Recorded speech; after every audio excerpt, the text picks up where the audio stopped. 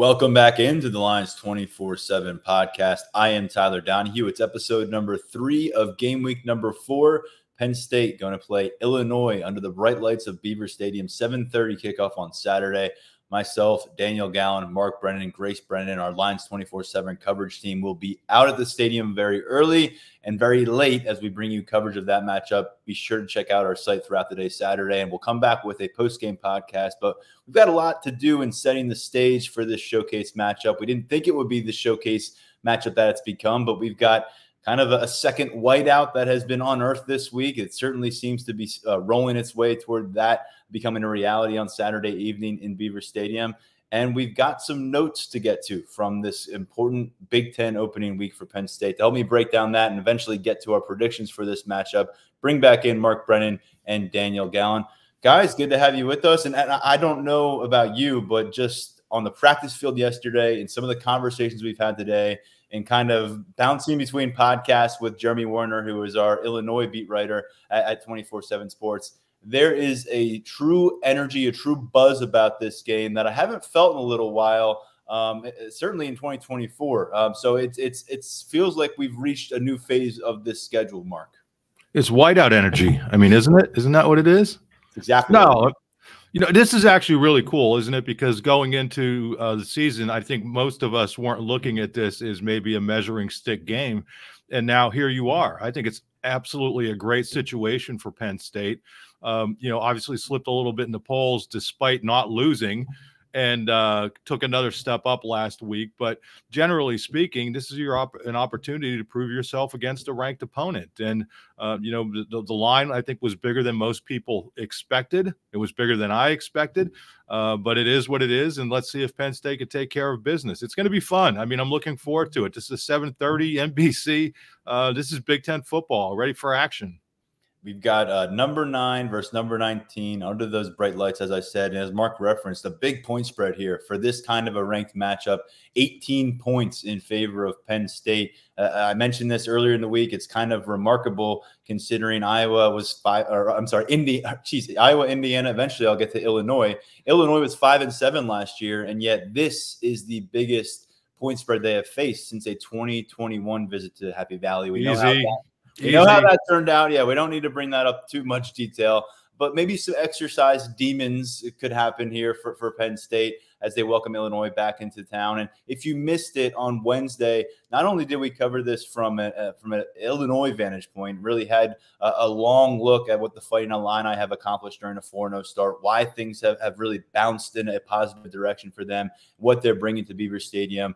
Check out that episode that dropped Wednesday with Jeremy Warner. It's been a solid half hour breaking down Illinois. We also talked with Tyler Calvaruso, our resident recruiting insider, about how this is shaping up to be a very important recruiting weekend. So check that out. If you missed it, we'll have a lot of recruiting coverage over at Lions247.com in the days to come.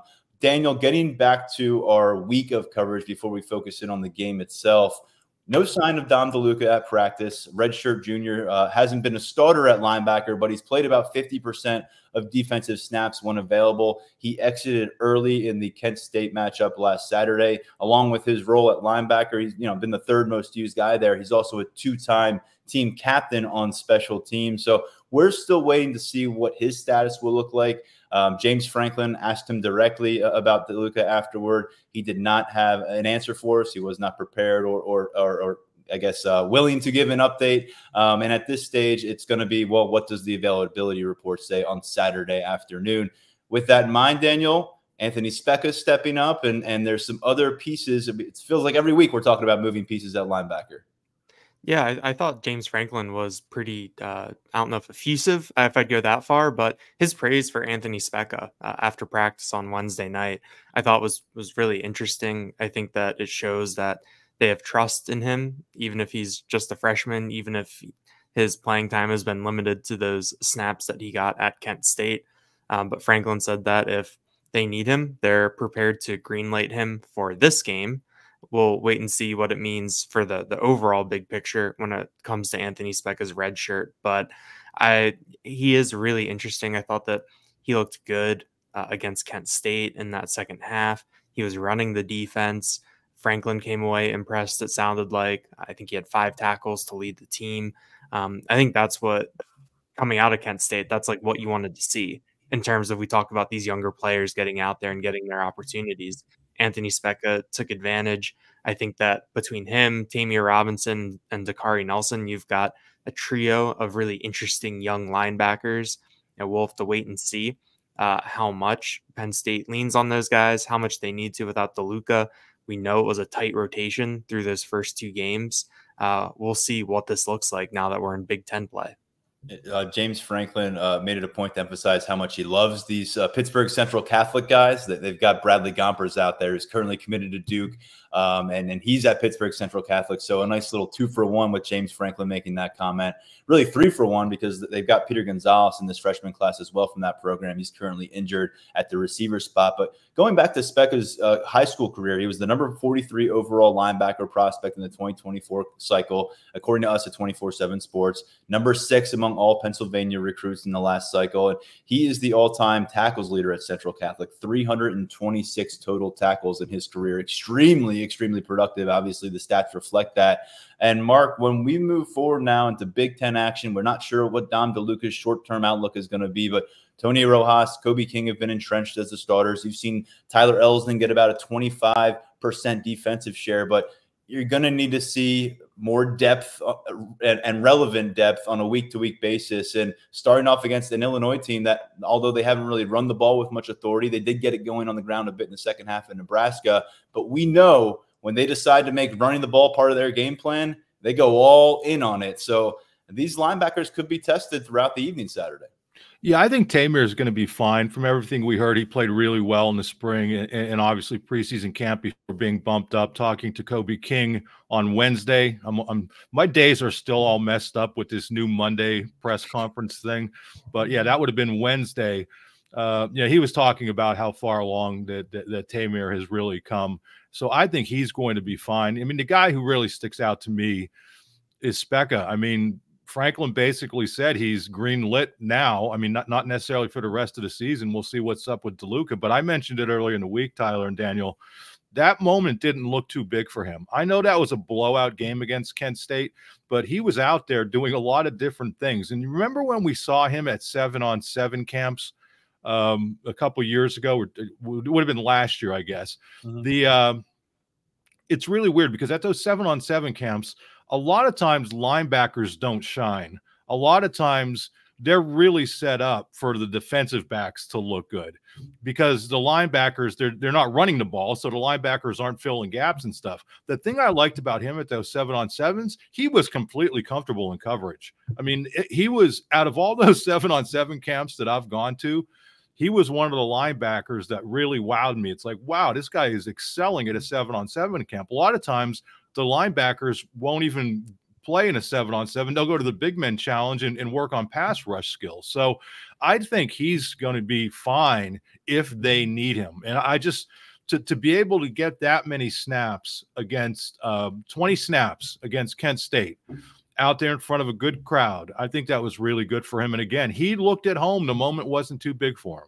20 snaps doesn't sound like a lot, but in that particular Saturday, it was about 45% of all defensive snaps because they only played 43 offensive plays over the course of that, did Kent State. And so we'll see what happens there. Another freshman kind of stepping into maybe not as much of a spotlight with Specca. And by the way, we'll see what it looks like with Specca maybe coming in by design on the third series of a game on a Saturday night in a national showcase versus coming in the second half of a 28-0, 35-0 game. But that's the step you got to take forward.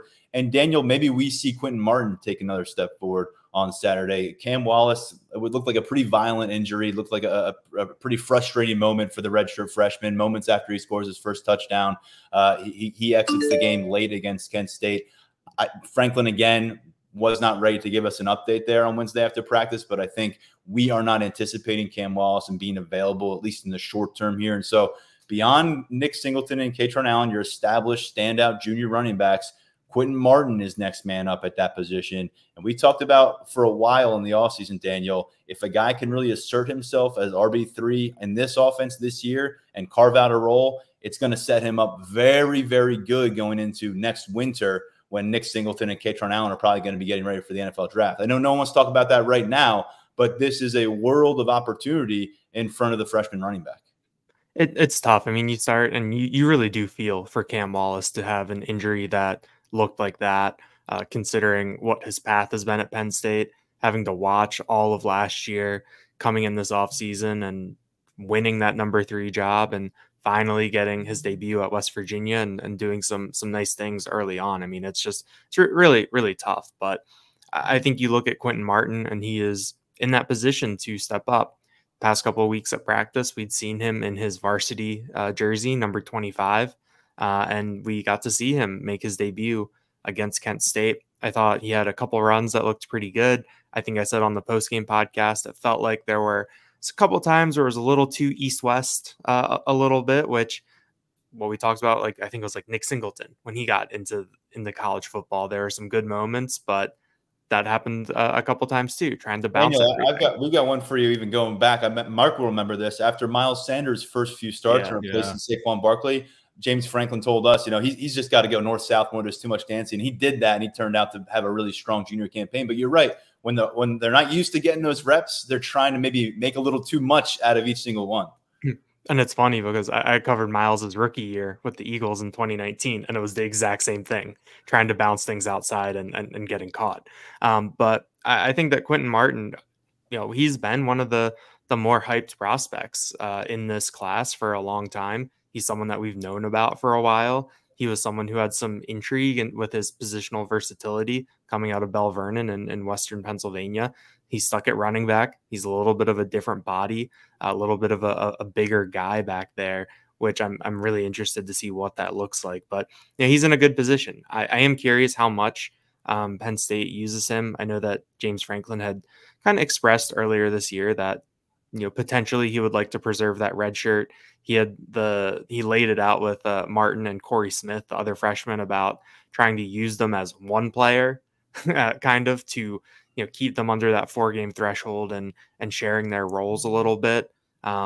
This might force your hand a little bit to go with Quentin Martin, give him that green light and go. But I think that we'll see, if there's a situation on Saturday, maybe late, and the game is maybe out of hand and we see Tyler Holsworth come in, I think that'll tell us a little bit of something about how they're treating Quentin Martin. But I do think he's in position to be that RB3 right now. Boy, would Penn State fans love to see Tyler Holsworth on the field late in this game against Illinois. That would be a very good thing probably for Penn State. But when we kind of review this freshman class, their relevancy is starting to pop up a little bit more here and there. Cooper Cousins got a lot of run last week, 44 snaps. That was third only to Drew Aller and Venga Ioane among all offensive players, among all Penn State players against Kent State. He ended up, we learned this from Nick Dawkins, the center and team captain. He got the BMF belt for his performance against Kent State. And if you're wondering what does that stand for? Yeah, well, if you're wondering what BMF stands for, pause this podcast, go through it in your head, and maybe you'll figure it out, or just go to Google and that'll give you your answer. Or watch Pulp I'm Fiction. Not the answer. Watch Pulp Fiction. Yeah. So Cooper Cousins, really curious. We've talked about it. Where does he find a role, though? They love what Nick Dawkins is doing as a center. He is the heart and soul kind of guy for this entire locker room and for this offense. Venga Ioane has played more than anybody on the offensive side of the ball, and he's not leaving anytime soon. And then, of course, Sal Wormley's been Mr. Consistent, starting, I think, now 29 consecutive games at right guard. And so you consider to wonder that. It's a good problem right now. I know that sometimes when you talk about good problems in position competitions, it's not a great thing. But to have Cooper Cousins this ready to play and you don't have a clear need to get him on the field, that's a pretty good combination for Phil Trautwein. And the other guy I want to reference, because I did jot down some notes about him in our practice notebook coming off the field Wednesday. I saw Luke Reynolds make a couple fantastic catches, and that may be not surprising to anybody because they've seen it now on the field last week against Kent State. Went vertical, hauled in a 17-yard catch, I think it was. But he had one where they were doing contested catches. Ty Howell, position coach, was smacking guys with a bag while they tried to go up through that bag and haul that pass in. He kind of went up, adjusted vertically in midair in a way that people who are his size aren't supposed to be able to do, and then really stabbed the ball essentially and brought it in. And then later, Drew Aller, who was sharp all Wednesday afternoon when we got looks on him, dropped one in the bucket to Luke Reynolds, who caught it in stride. But it was a situation where Luke Reynolds barely turned his helmet. I mean, this guy was just gliding down the field. And when someone's put on 30-plus pounds onto their physical frame in the last 8-9 months, you wonder if that's going to have a negative impact on their coordination, on their burst, on their speed. And Mark, I know Khalil Dinkins is back and he's going to have a role, but week by week now, and there were oohs and ahs on the field on one of those catches from Luke Reynolds. I think this guy's starting to establish a really interesting early reputation. And I don't think Andy Kotelnicki is going to leave him to the side when it comes to getting as intelligently versatile as possible when it comes to using this offensive personnel. Yeah, when you go back to the Kent State game, if you look at all the big plays, I mean, he made the most spectacular one in my view. I know Tyler Warren's one-handed stab was tremendous, but the way he kind of went heels over head, I guess it isn't even head over heels, and made that catch was something else. And again, I go back to it, it may not sound like a lot, but to be able to have that sort of production and make that kind of play in Beaver Stadium in front of a big crowd, I think really says something. And, you talked about it. I mean, the fact that he was able to get here mid-year, a guy like Pat Freiermuth came in. He was, I think, more of a post-grad type kid, a bigger kid. This guy came in. Talk about, Chuck Losey doing a great job getting that weight on him and maintaining the athleticism. That is not an easy thing to do. And for him to maintain that athletic ability just says something. And the other thing is he's not out there unless he's also blocking. I mean, they are not putting, Franklin says that over and over and over and over again, that, a lot of these tight ends come in and all they did in high school was catch passes. Well, this guy caught passes, I guess, threw passes, did a lot of different things. But to have that entire offseason working behind a guy like Tyler Warren, the spring and then, the summer to work on blocking. Like you said, we knew he was going to be able to catch the ball, but he is not going to be out there unless he can block. And I think that's been as impressive as anything else. Not that he's a dominant blocker, but that he's good enough that they could afford to play him. Yeah, he's got like some Mike Gesicki traits. That's the reference I've been going to. But when you project him and what he's going to be, I think maybe Tyler Warren's a little bit more in terms of a complete tight end prospect with the physicality as his career continues. Mike was not the blocker. I mean, yeah. Were you at I forget if you were at the one. Franklin was talking out on the field after practice, and back when Gesicki was playing, and he actually came and was hitting the sled behind where the interviews were going on. It's like, Mike, okay, we get it. You're trying to prove that you're also a blocker, which he really wasn't. He's a great pass catcher, but not necessarily a great blocker. Yeah, I covered Mike back in the day in South Jersey, and he was a rail-thin receiver and volleyball star. So to see him now as, 7-8 years into the NFL, the tight end position, what a journey for him. But getting back to this freshman class, I want to finish with Dejon Lane, because to me, he's still the most important member of that class as things stand right now and what Penn State needs from these freshmen. And Daniel, we've heard James Franklin reference it multiple times. If Dejon Lane gets to a point where he has the trust from this staff and he's able to play back deep with regularity alongside Zakee Wheatley, he could find himself as a starter potentially or getting starters reps because they want to get a lot of work to Jalen Reed at that line position. So once again, we're going to be paying a lot of attention to number 10 out there because he's going to be involved a lot again against Illinois. There's definitely a cascading effect when you get Dejon Lane out onto the field in terms of being able to move guys around, have Jalen Reed in that lion spot where Jalen Reed thinks that's where he's best at on the field. I think that's where Penn State thinks Jalen Reed is best when he's down there. We saw it week 1 at West Virginia. So I thought Lane did some good things. As you outlined, he got the most reps of any defender. Penn State wanted him out there, throw him out there. I think he was out there on the second drive, and I thought that he looked pretty good. His teammates thought that he did well. There's good feedback all around. I think that one thing that stood out was the other veteran guys like Jalen Kimber and Abdul Carter, who've played a lot of football, seen a lot of things. Abdul played as a freshman, had a big role. They appreciated Dejon Lane's process and how, he probably was nervous to be out there that early and to get that much playing time, but he didn't let it affect him. And that he was really rose to that moment in that game. Obviously, Illinois in prime time at Beaver Stadium on a Saturday night is going to be a little bit different than Kent State at 3:30. So we'll see what that means for Lane. But I think Penn State came away, I think what we heard, feeling good about Lane out there. And it's one of those things where the only way you can get better is by playing more.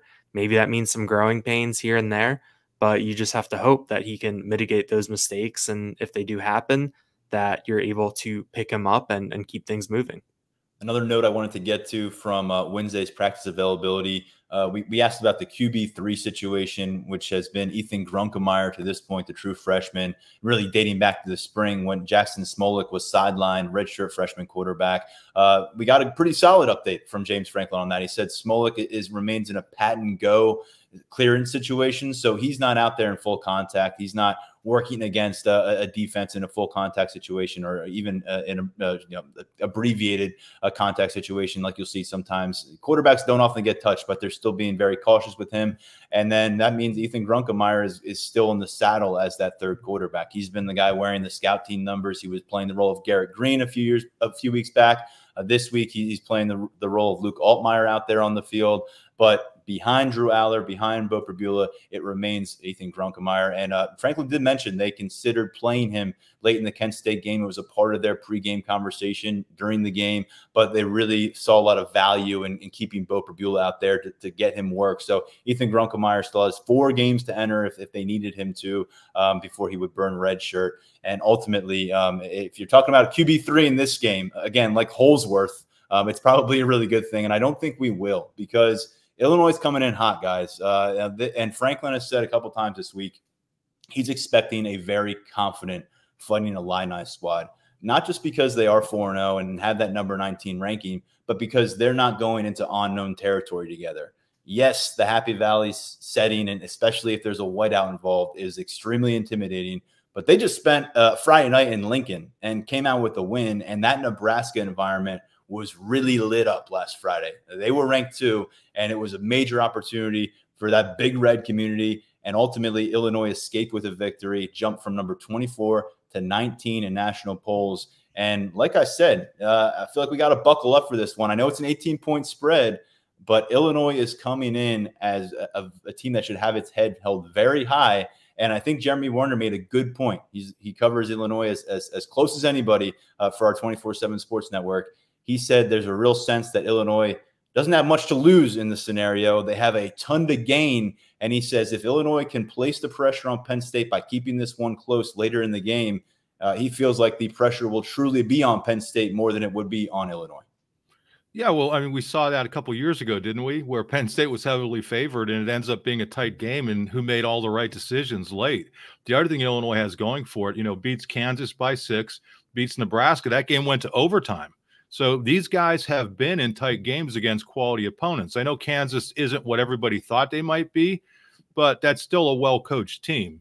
And, what can we make of Nebraska? I don't know. I mean, I'm still not sold on Colorado. So that was, how good of a win was that? But as you mentioned, Tyler, going out and winning in Lincoln, there's something to be said for that, and producing in the clutch. I mean, Altmaier's obviously playing really well for them, and their defense is doing things when it needs to do it. So I agree with Jeremy. And for people, if you haven't gone to our 24/7 Illinois site at Illini Inquirer, it's not just Jeremy. They do an outstanding job. They cover Illinois as well as anybody, better than anybody. So take some time and go. They're objective reporters, real pros, do a great job.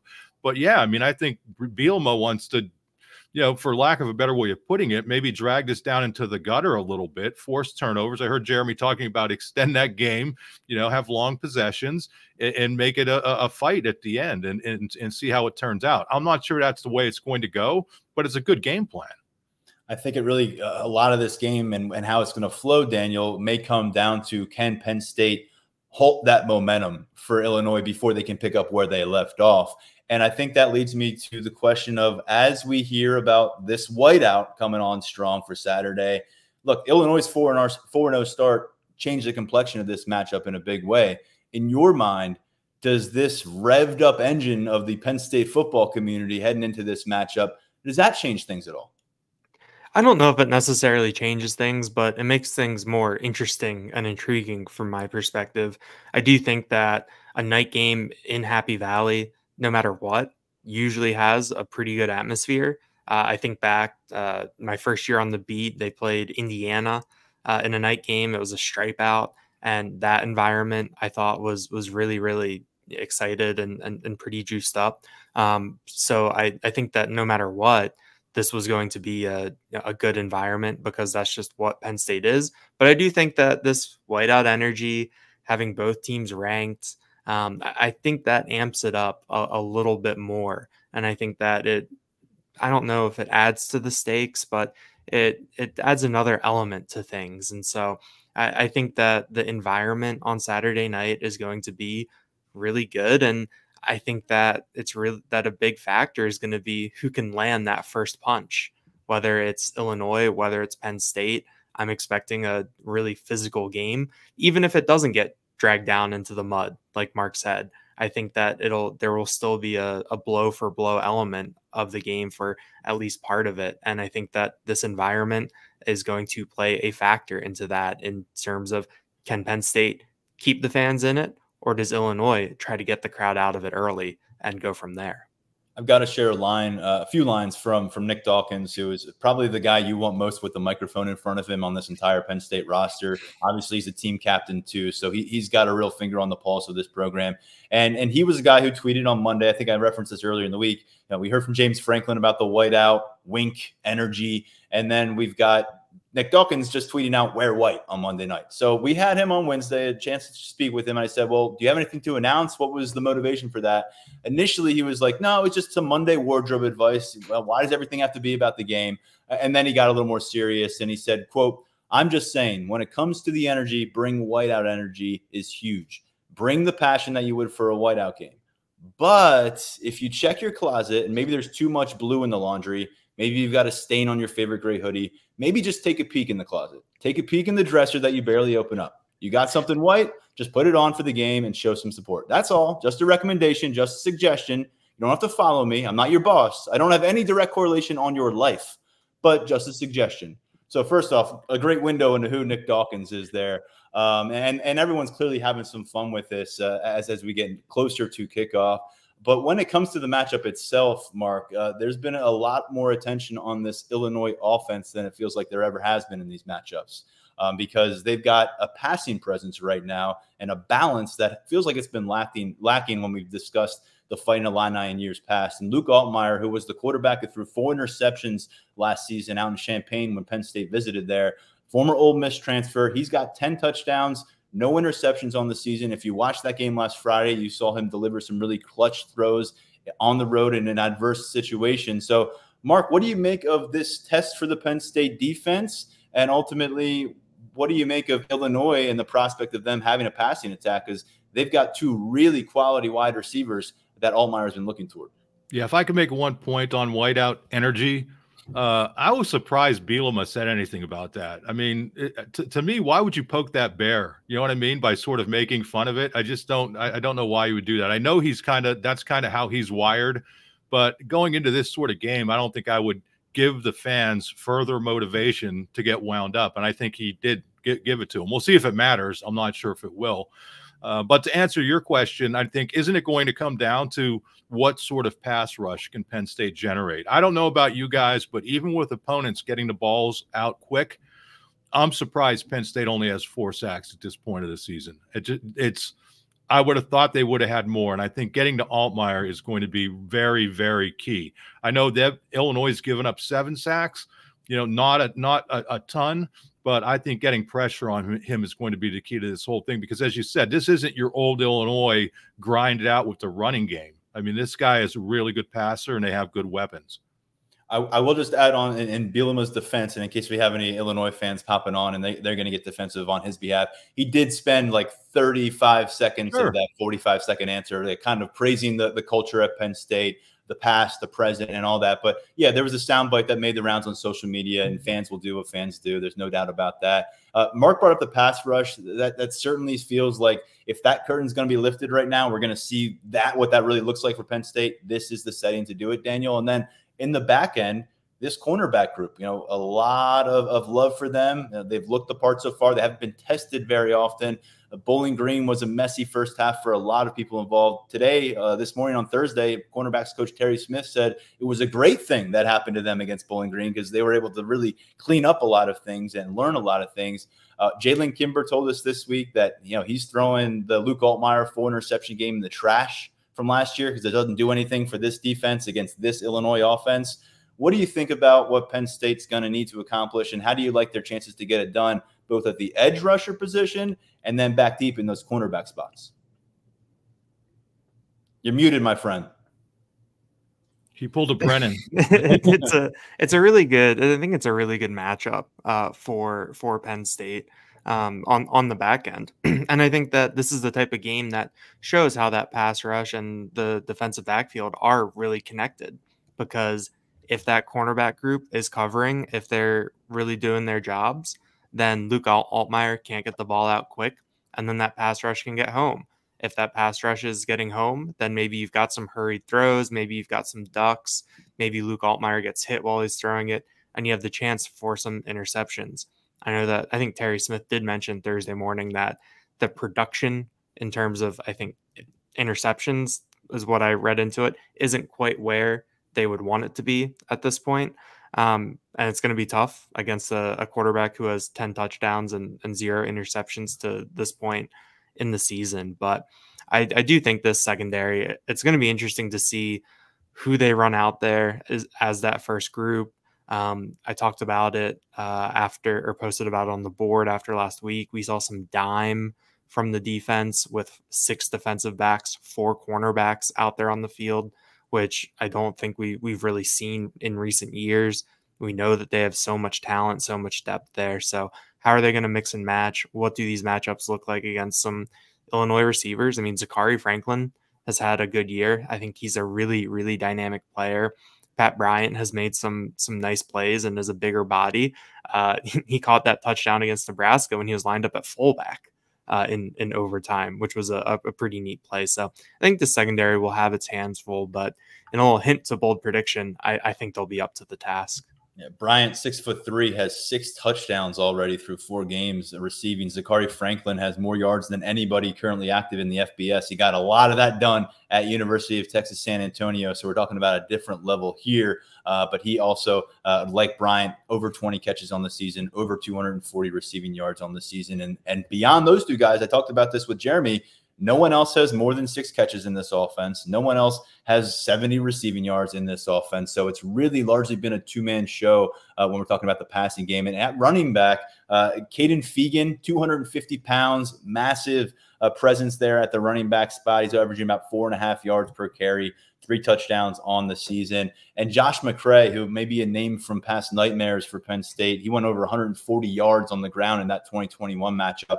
He remains with the Illini. He's another big kind of bruiser back, 6'1", 235 pounds. So gang tackling going to be important, I'd imagine, on Saturday over the course of this matchup. And Mark, when we look at Penn State offense versus Penn State's versus Illinois' defense, I want to get there in a moment, but I want to go back to Daniel before I forget, because we did get an update on communication from the defensive side of things. And you've written about this a little bit over at Lions247.com. We got some more details on how it's going. And by the way, James Franklin said that defensive communication last week was terrific. And I don't think he would have used an adjective even close to that to describe what they had to deal with the first couple of weeks. Yeah, I think it was Kobe King on Wednesday night said that Dan Connor is in his ear now.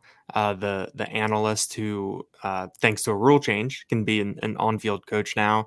When James Franklin discussed moving Tom Allen to the booth, he talked about the dress rehearsal that they had of Tom Allen up in the booth talking to Dan Connor on the sideline. He didn't explicitly say that Connor was on the mic or anything like that, but he did make it clear that Connor is involved in the relay and involved in the process.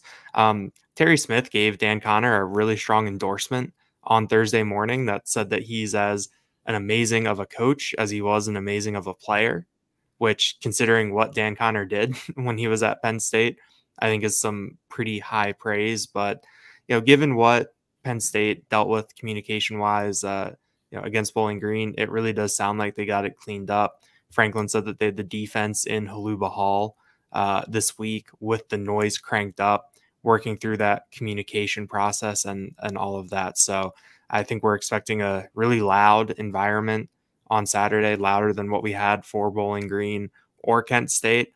So we'll see if they have this ironed out and this process really streamlined at this point. Connor's 38 years old, two-time All-American linebacker at Penn State, and of course went on to play for a few different NFL franchises. And yeah, really strong words from Terry Smith here, preparing for the Big Ten opener.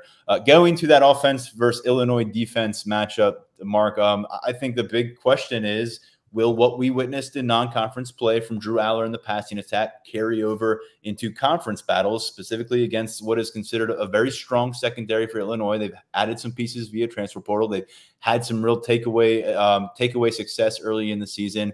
And, you know, we've seen the depth of target. We've talked about that a bunch. The distribution was great last week. Different guys have taken their turns. And so now we see if that sustains into Big Ten play on Saturday night. Yeah, I think one of the differences between this year and last year isn't just that there are more receivers involved. It's where those receivers are coming from. You know, I mentioned it earlier in the week that Katron Allen and Nick Singleton have 3 receiving touchdowns already this year. They had 3 all of last year. We've seen what Tyler Warren was doing. Dinkins stepped in and caught a touchdown pass. Reynolds hasn't caught a touchdown pass, but he's become a weapon. So against Kent State, we also saw Liam Clifford get involved and Julian Fleming. I think all of those things were important to get to spread out the wealth a little bit, because frankly, in the first couple games, I think they were focusing too much on certain players. I mean, Tyler Warren, Singleton, and Katron Allen. So now, you know, we're through 3 games. 8 different lines have had rushes of 10 yards or more. That includes the quarterbacks, but that's their weapons. And 11 have had catches of 10 yards or more. So that tells you that they're spreading the wealth, but they're also getting the ball downfield, and I think that's really important. Daniel, in the ground game, I think this could be a separating factor for Penn State, because the last couple times they've played Illinois, last year it was not really a beautiful performance for their offense. Their defense made a lot of big plays. They came away with a pretty convincing victory in Champaign, but they did not run the ball well in support of their young quarterback, who was making his first Big Ten start on the road at that time. And additionally, back in 2021, they really couldn't run the ball. I mean, that was all season, but they really struggled to run the football that day against Illinois en route to a loss. This time around, you've got Nick Singleton looking as good as he's looked so far in a Nittany Lions uniform, and Katron Allen averaging 5.3 yards per carry. His career average, 5.3 yards per carry. We know who he is. And this offensive line, they're using 6, 7, 8 guys as part of a plan that, to this point, I think you can't really argue with it. Do you feel like the Penn State's well-positioned to give Aller more backup than what he had last year? It was really good timing that you and Mark were talking about the passing game, because the Penn State football social media accounts posted a video with the caption "cleared for takeoff," and it was all of their wide receivers and tight ends making catches and making plays against Kent State last week. So that rhymed pretty well. You know, in terms of he's the GOAT. In terms of having this backup for Aller and with this running game, I think the running game is in a really, really nice spot.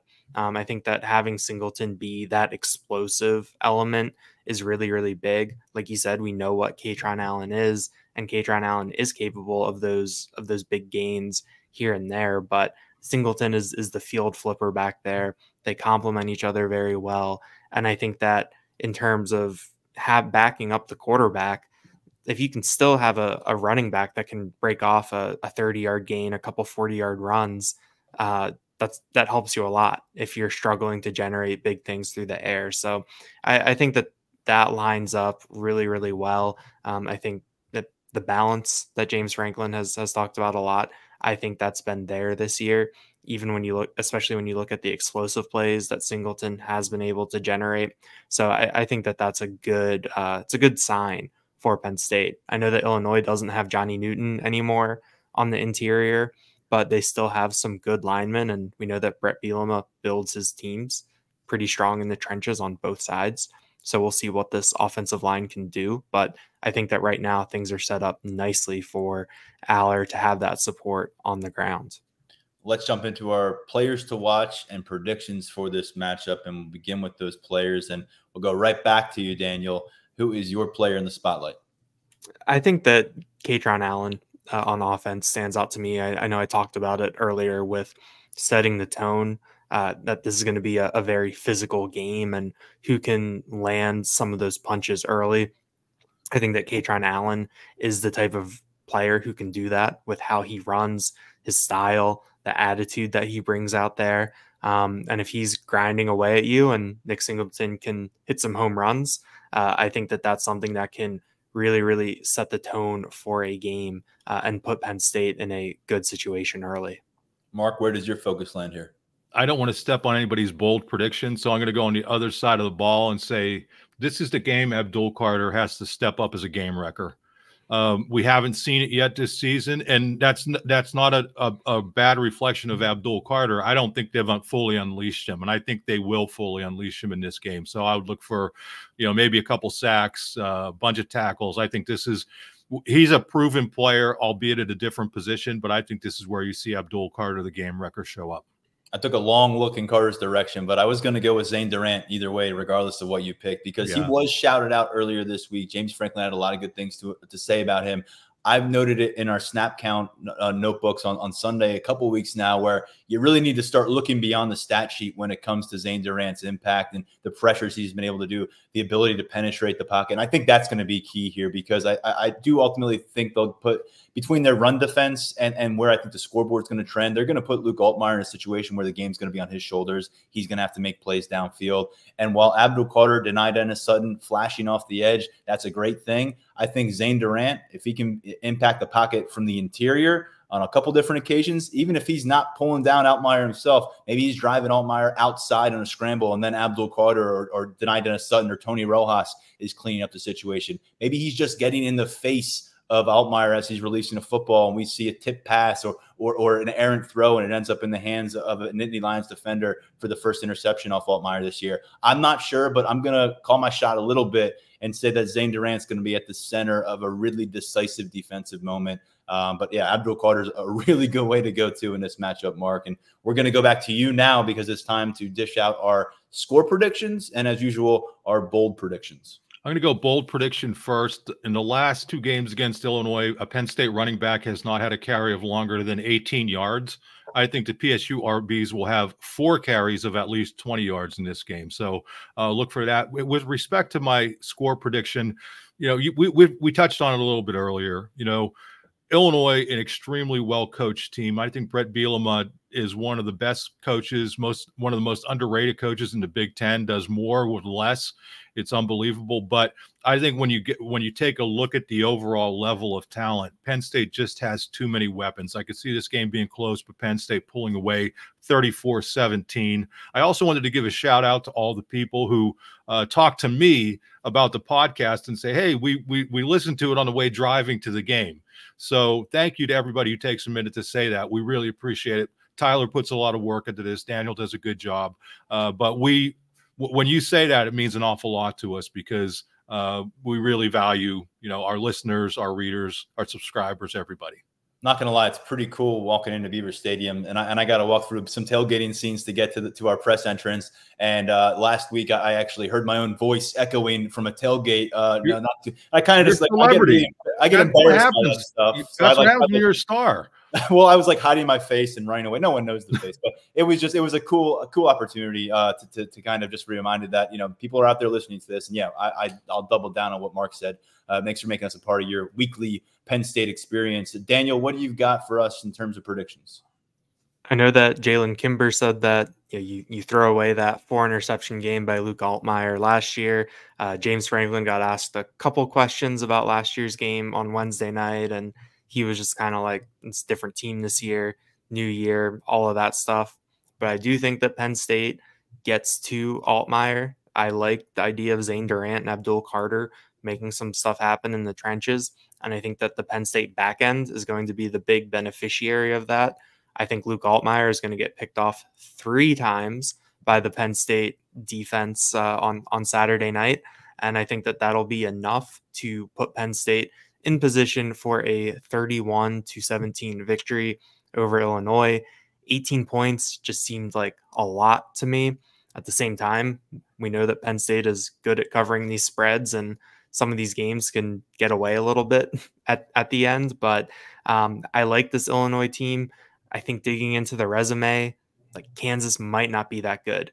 Nebraska might not be that good. But I do think that this is a team that has a pretty high floor, but I think Penn State is better. And I think that shows in a 2-touchdown margin.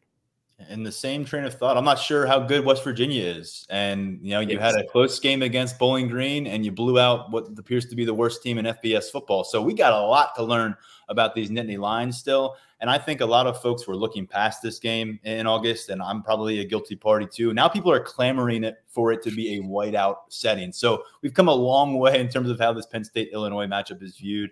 And I got a lot of respect, like you laid out, for what Illinois has done, coming off a 5-7 season with the same quarterback. And I love your prediction because that is about as bold as it gets right now with Luke Altmaier. I think since the Penn State matchup last year, he's got 20 touchdowns, 3 total interceptions. So if he matches that in Beaver Stadium Saturday night, it's going to be a horror show for him. But I also am a big believer in how this Penn State team has evolved since last year. I don't necessarily know what to expect from their defense as far as 4-quarter dominance like we got last year in this particular matchup. I think we're still in wait-and-see mode, especially with some of the injuries impacting things on that side of the ball. But I know the offense is in a different place, in a much better place than last time they played Illinois. And really, it's been obvious in the way that we've seen Nick Singleton and Omari Evans rip off explosive plays. That wasn't happening last year. Drew Aller throwing the ball downfield with confidence and with effectiveness. That wasn't happening last year. And to this point, and you know, this is going to be a nice test, despite losing 3 NFL draft picks from your offensive line, including the best bookends at tackle we've seen in recent history here at Penn State. Drew Aller hasn't been fighting for his life on a weekly basis. And there hasn't been a lot of obvious issues with the offensive front. So I think because of where this offense is, they'll be in a position to ultimately put this game out of reach. I've got 31-17 Penn State taking this one. I do think it'll be a contest that's hanging in the balance going into the 4th quarter. I could see it being maybe 24-17 Penn State. They put together a nice touchdown drive to kind of put this one out of reach. And then Abdul Carter, Zane Durant, you know, kind of pick the name, is able to kind of finish things off by getting to the backfield, bringing down Altmaier on like a crucial 3rd down, 4th down pass attempt. And that kind of seals it for Penn State. And I'll actually give my bold prediction this time since I didn't last episode. Drew Aller went 14 games in between his first 300-yard passing performance. That was in the season opener last year. And his next 300-yard passing performance. That was last Saturday against Kent State. No wait this time around. Aller goes for over 300 yards, back-to-back games, and really affirms his status on a national stage as an evolved quarterback, as someone you can buy into the 3-game sample size in the stats. And I think a lot of people probably haven't tuned in for Penn State's game. Maybe they watched the first half of the West Virginia performance. I don't know about you guys. Drew Aller looks like a different dude to me. I mean, the way he's moving in the pocket, the way he's delivering the ball downfield, the way he's even speaking with us during media sessions, which we had this week, just he's taken the difference, the next step. And I think that's going to be apparent against Illinois. And ultimately, he's going to be a bit of a separating factor in a 31-17 victory. Guys, it's been fun. We got the stage set again. We'll see you back in Beaver Stadium on Saturday. Daniel and I will come back to you with a post-game podcast very late Saturday night and into early morning Sunday. Don't remind me. It's like riding a bicycle again, Daniel. We'll get right back on it and figure out how to finish that podcast. But appreciate you guys' perspective. I know we all have more content coming to Lions247.com, along with a ton of recruiting news coming your way there leading up to kickoff. So 30% off gets you in the door on VIP. For now, on behalf of Mark, Daniel, and everybody else over at Lions247.com, I'm Tyler Donahue, and this has been the Lions 24/7 podcast.